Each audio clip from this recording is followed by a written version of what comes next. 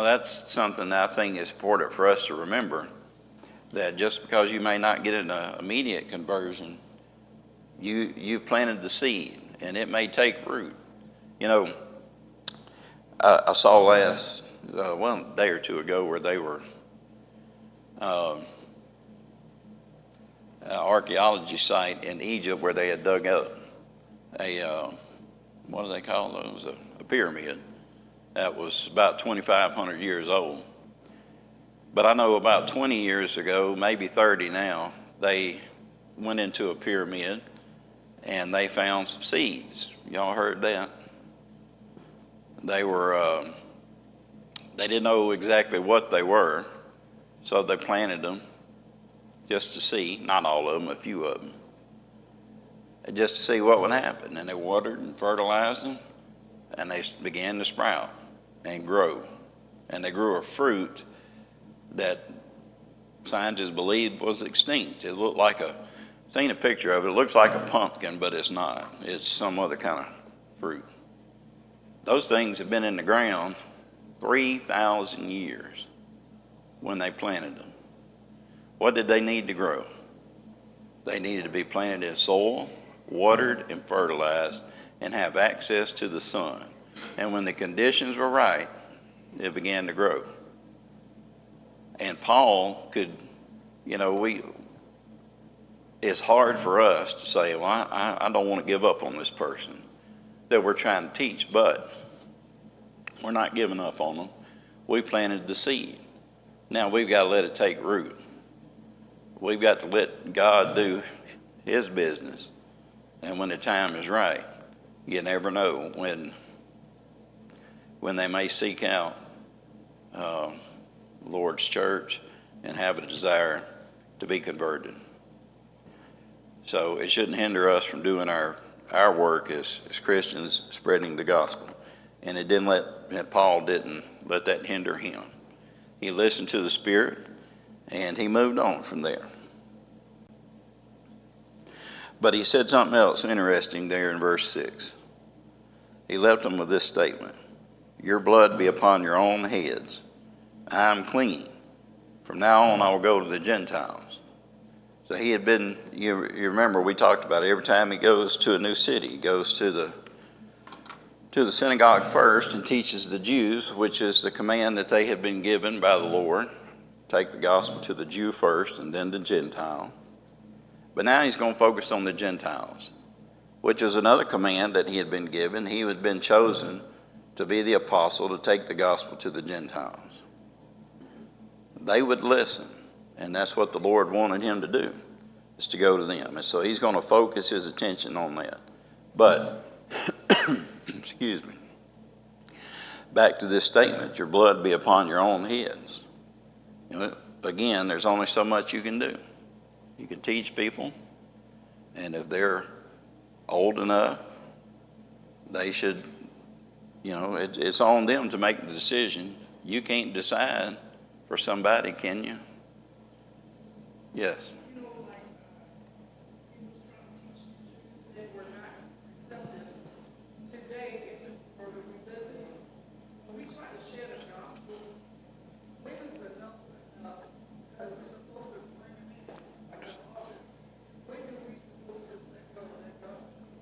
Well, that's a great question, and I'm not sure I have the perfect answer for that. But, there are lots of different ways. Let me put it like this. Let's see. This may not make any sense to y'all, but when I taught science, one of the hardest concepts I had to teach the kids is this thing called electromagnetic spectrum. And that's how magnetic field affects our life, such as your eyes. Your eyes fall within a certain section. Color is in a certain section. How the way you hear things is in a certain section of this graph, okay? And they just could not figure out. I could not get it across to them how it went. Like on your radio, you want to listen to country music, what do you turn your station to? 94.9, let's say. That's a country station. Well, that's an electromagnetic frequency. And everything that we see and hear and smell and touch and do is part of that frequency. I could not figure out a way to get that across to them. I taught them, I think, 6 or 7 different ways. The way I like to teach it, it wasn't working. So I developed another way to try to teach it to them. That didn't work. I developed another way. That still didn't work. Finally, on about the 6th or 7th time, I was able to present it to them in a way that they understood it, okay? And then they knew it, and we could move on. But I wasn't ready to quit. I was almost ready. And if they hadn't got it that last time, I don't know what I would have done. I was out of ideas. But it's the same way with the gospel. You got to try everything that you can think of. You got to pray. You got to ask the Lord to help you.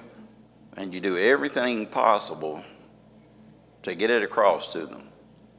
And when that's exhausted, that may be the time. In this case, Paul had an indication that his message was falling on deaf ears because they started to argue with him and blaspheme. Mm-hmm. And that's a good indicator you're not getting through to him. Right. And it's time to, like he did, shake the dust off your clothes. Yeah. They were really becoming violent, weren't they? And he had experienced that before, so I think he understood it was time to move on. Okay. That's when he moved on.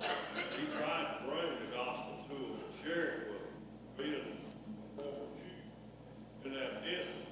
But when they started, or even blasphemy against Paul, he knew it was time to shake off, like the Bible teaches, to shake the dust off the feet and turn and go a different way. Wasn't that he didn't love them? Wasn't that he didn't care for them? But he knew it was time that he couldn't do any more for them. Yeah. So it's time for him to move on. That's the same way we have to do. We want to help our brothers and sisters. We want to help our nieces and nephews. We want to help our children. We want to help everybody. But we can't do it so much. And then hopefully we can pray and God will send somebody else to talk to them and be able to reach them. But we can't reach everybody. Yeah. And I think that's what Paul was doing here. Was setting an example for us to show us that, hey, you're not going to be able to reach everybody. Sometimes you just have to dust it off and go on. Yeah. Plus, he was confident he had planted the seed, too. Ms. Howell?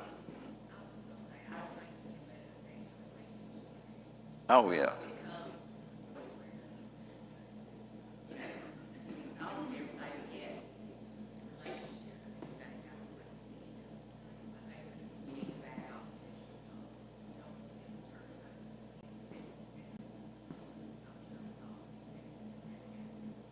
Yeah.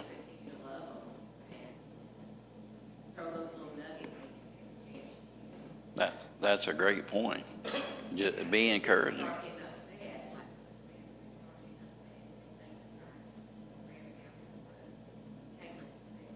Yeah. That's a great point because your attitude, there's a saying that I love. It says that that the good that men do will live long after they're gone. And when we treat people the way you're talking about, that may be the difference 10 years, 15, 20 years down the road. They might, sometimes people have to see you living it to see how important it is. And they may say, there must be something to what he's told me all these years, or she has. Yeah, yeah. Yeah. Well, so he's come to this point, but he leaves them with this thought, hey, this is serious business. Now, you have to understand that I believe that you're going to be lost if you don't obey the gospel. And that's what he left them with, something thinking about. And they thought about that too, I'm sure. after he was gone. All right. Those are great comments. I appreciate them. Let's move on. Verse 7. And he departed from there and entered the house of a certain man named Justus, one who worshiped God, whose house was next door to the synagogue. Then Crispus, the ruler of the synagogue, believed on the Lord with all his household. And many of the Corinthians, hearing and believed, were baptized. So he was able to get through to the ruler of the synagogue. He believed. You know, the ruler of the synagogue, the ruler of these people who were blaspheming and opposing Paul, was listening. He did hear, and he did determine to obey the gospel himself. Now, we have to, a part of communication is being just as good a listener as you are a talker, isn't it? This man was open to listening to what Paul had to say, and Paul was able to reach him, and he believed. It's a shame that some of his followers didn't, but he did. And maybe his example going forward would help with that. And his household.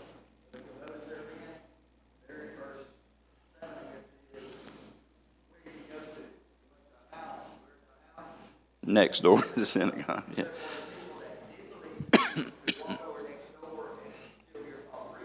Yeah. Yeah. Yeah, and that's the point I want to come to later on in the chapter. You don't just stop. We've got some baskets up here to hand out to some people who were baptized in the last week or so. And we're not through working with them. There's a lot that still needs to be done. But I'm going to come back to that in just a little bit.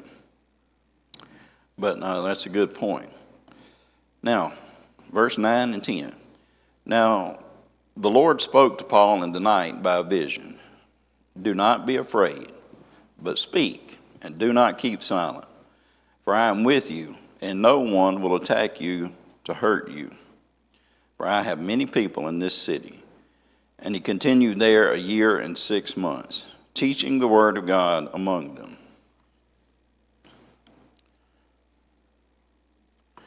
So, go to school this week, have these young boys in there, and they see a little girl over there they think's cute, and they want to say, I want to ask her out, but they scared to death to do it, right? What are they so scared of? Rejection. She's going to say no, and that's just going to ruin his life from now on, isn't it? It's not, but that's what he believes. A lot of times rejection, the fear of rejection keeps us from sharing the gospel with people. We cannot be like that. We have to understand this. The Lord spoke this message to Paul, but he speaks it to us too, doesn't he? Don't be afraid. Don't keep silent. Speak. Tell them. You go out there, you might be rejected. That's okay. I didn't tell you to go to the people that would listen to you and believe you. I told you to go to all the world.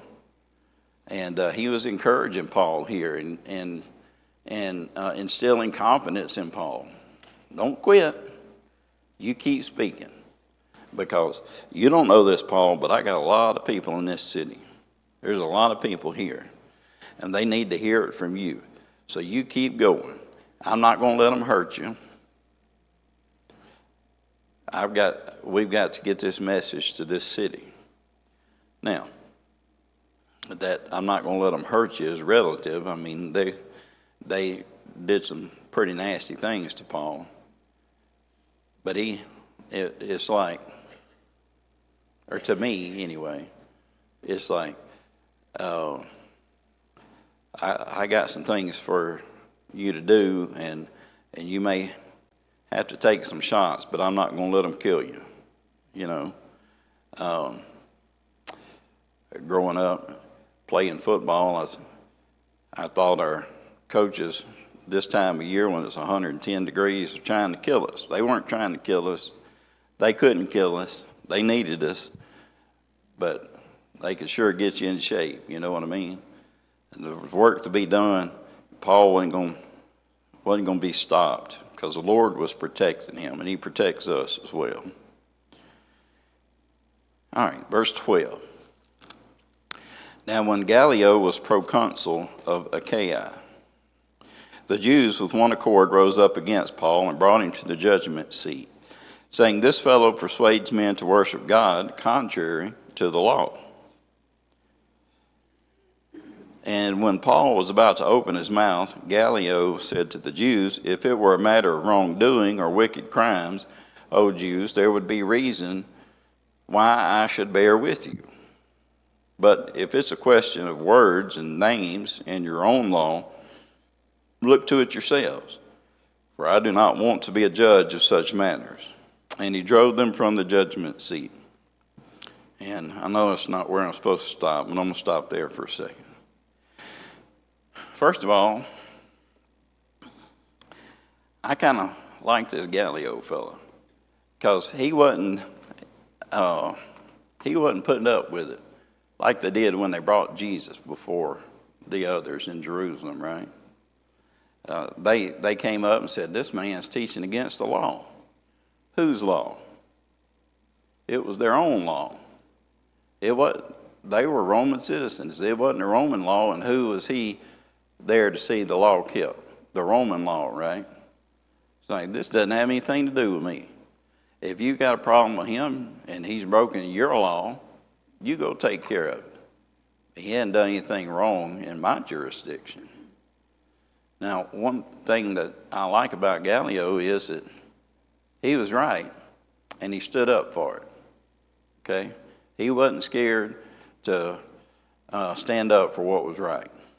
Boy, I wish we had some people today who are willing to stand up for what's right and not be worried about what anybody else is going to say. And that's what he did, okay? Now, verse 17. Then all the Greeks, all these people that Paul had been able to teach, Sosthenes, the ruler of the synagogue,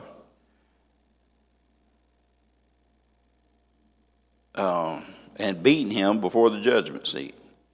But Gallio took no notice of these things. Okay?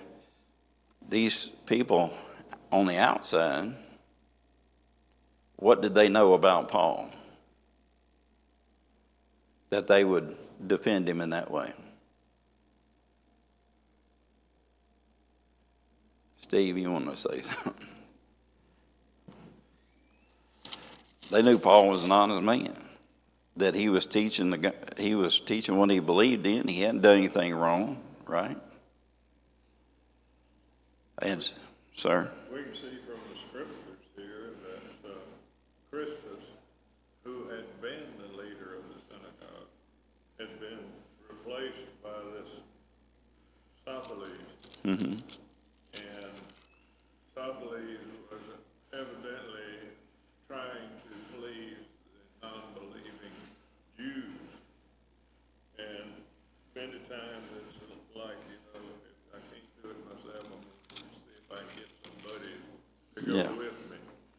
And they took him before the judgment seat. And like you said, Gallio was, his integrity was that he didn't know anything about the Jewish religion and what have you. And it was not within his purview to make judgments on it. Consequently, put it back in there, the laps of the Jews. That's exactly right. All right. Let's go down to verse 18. So Paul still remained a good while. Then he took leave of the brethren and sailed for Syria. And Priscilla and Aquila were with him. He had his hair cut off at Cenchrea, for he had taken a vow. And he came to Ephesus and left them there, but he himself entered the synagogue and reasoned with the Jews. When they asked him to stay a longer time with them, he did not consent, but took leave of them, saying, I must by all means keep this coming feast in Jerusalem, but I will return again to you, God willing. And he sailed from Ephesus. And when he had landed at Caesarea and gone up and greeted the church, he went down to Antioch.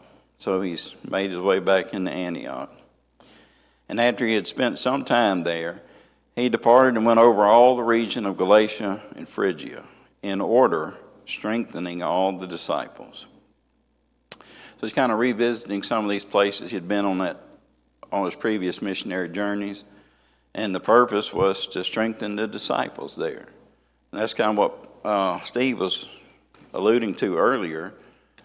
An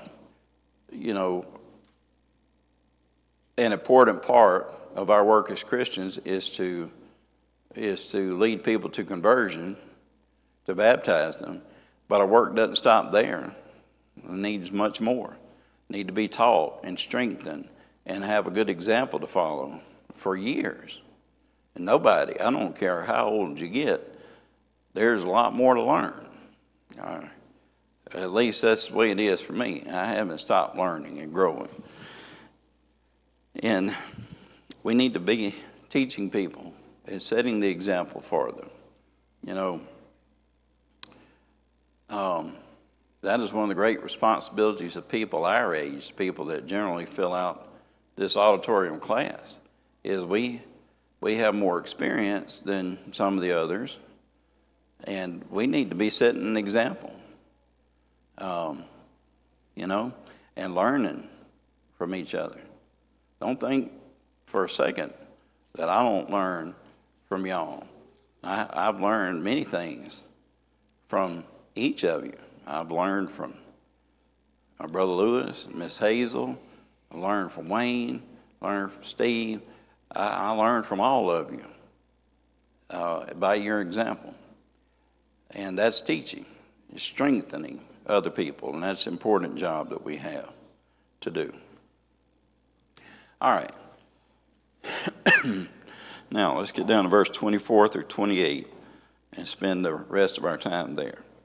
Now, a certain Jew named Apollos, born at Alexandria, an eloquent man and mighty in the Scriptures, came to Ephesus.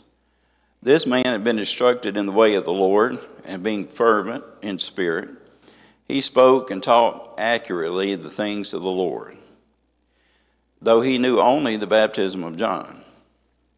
So he began to speak boldly in the synagogue, and when Aquila and Priscilla heard him, they took him aside and explained to him the way of God more accurately. And when he desired to cross to Achaia, the brethren wrote, exhorting the disciples to receive him. And when he arrived, he greatly helped those who had believed through grace. For he vigorously refuted the Jews publicly, showing from the Scriptures that Jesus is the Christ. This is another figure that I really like, Apollos. This is a man who had heard about Jesus from who? Been taught by John the Baptist, right? And that's all he knew was the baptism of John, we're told here. What was the purpose of John baptizing people?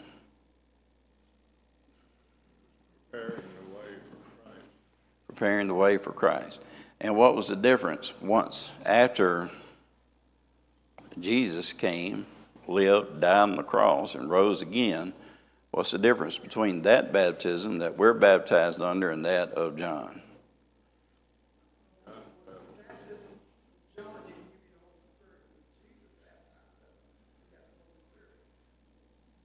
Yeah, and there was no forgiveness of our sins under John the Baptist. All right? He didn't know any better, but I want you to see he was motivated to go out and teach what he knew. I started to say knowed. An English teacher would hurt me if I did that. But he I'm just an old country boy, y'all. I'm sorry. But he wanted to share his knowledge, and he was doing that to the best of his ability, and he happened to be a great speaker. But the part of this story that I love is when Aquila and Priscilla heard that, first of all, they recognized that he didn't know all that he should know. And second of all, they did not embarrass him. They could have stood up and said, "You need to sit down, you don't know what you're talking about. Let me get you straight."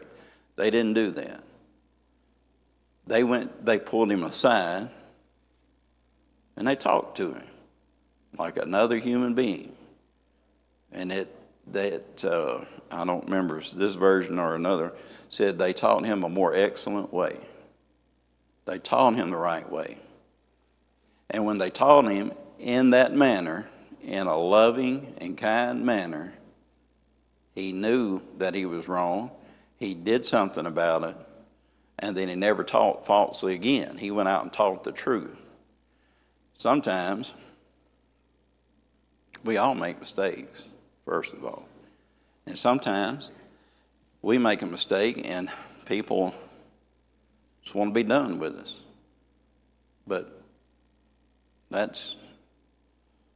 At least he wasn't arrogant in such a way that he wouldn't accept right. their teaching. Yeah. He accepted it, realized where he was wrong, because he was teaching the scriptures accurately. Right. And that was going to be my next point. But that's all right. He had an open mind, didn't he? And he was willing to listen, and he was willing to admit when he was wrong. What if the Lord gave up on us every time we made a mistake? That wouldn't be very good, would it? It'd all be over, wouldn't it? So we need to have compassion for other people. We need to listen to people. We need to teach them with love and compassion. We need to be willing to listen. All these things come into play here. We don't give up.